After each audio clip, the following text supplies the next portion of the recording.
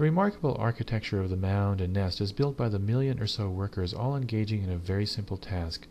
They pick up grains of soil, carry them around for a bit, and then glue them down on a surface. That's it. Well, that's not quite it. Soil deposition is not a random process. Large-scale architecture arises from large-scale coordination of this behavior. Notice how these termites are building a wall.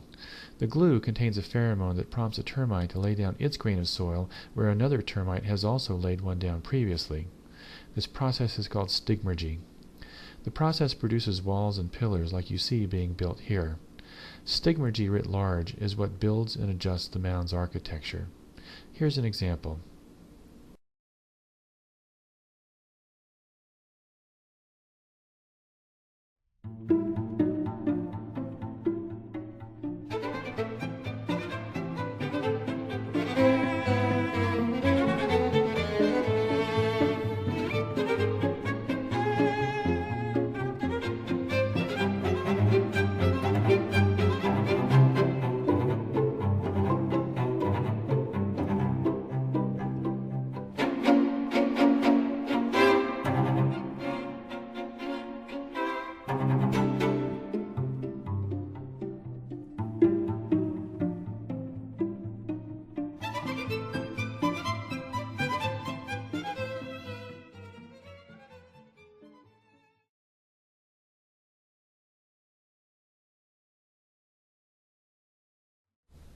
The colony is located about 1 to 2 meters underground.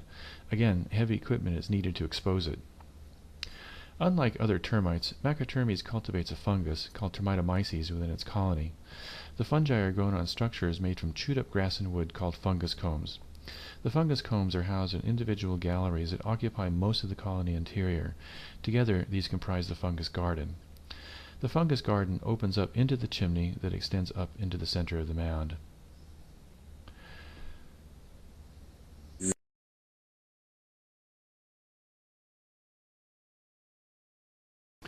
Termitomyces, on the other hand, has forged a mutualistic relationship with macrotermes. Here's how it works. Foraging termites gather wood and grass, chew it up, and pass it quickly through their guts when they return to the nest.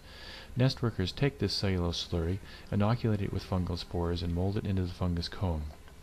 The fungal spores then germinate, and the burgeoning hyphae begin to digest the raw wood and grass, breaking down the lignin and converting the cellulose to richer sugars like cellobiose and oligosaccharides. This enriched compost is the termite's actual diet. It also is a rich food for the many young termites that hatch from the eggs that are piled up there in heaps.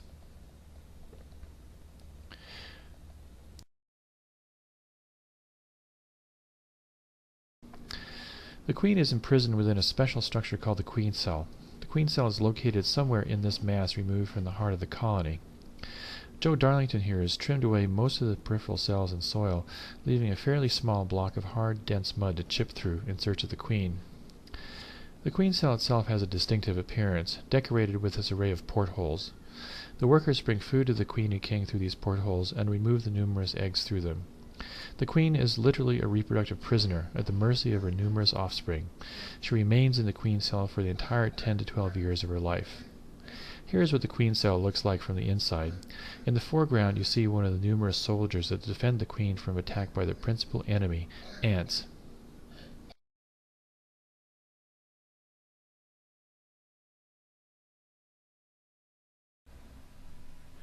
As in all social insects, termite colonies are an assemblage of a myriad of sterile workers, about 1 million in a typical macrotermes colony, and a single queen which lays eggs.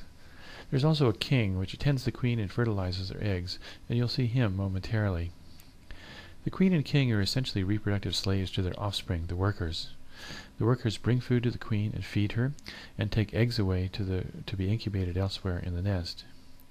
To support the reproductive demands of her offspring, the queen's abdomen is swollen into this grotesque egg-laying machine, roughly 10 centimeters long, which produces eggs at a rate of about 30,000 per day.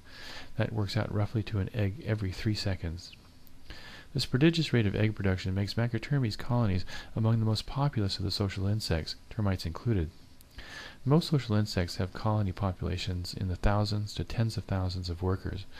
A typical macrotermes colony, in contrast, comprises roughly 1 million workers. In a nest like this, which contains 2 queens, the populations can be even higher, approaching 2 or perhaps 3 million. These vast populations of workers are what enable macrotermes colonies to engage in massive engineering projects like the mound. These termites also dominate the function of tropical savanna ecosystems. They're responsible for as much as half the carbon flow from fixed stores and plants to the atmosphere, and this ability depends crucially upon the large colony populations that you find in these colonies.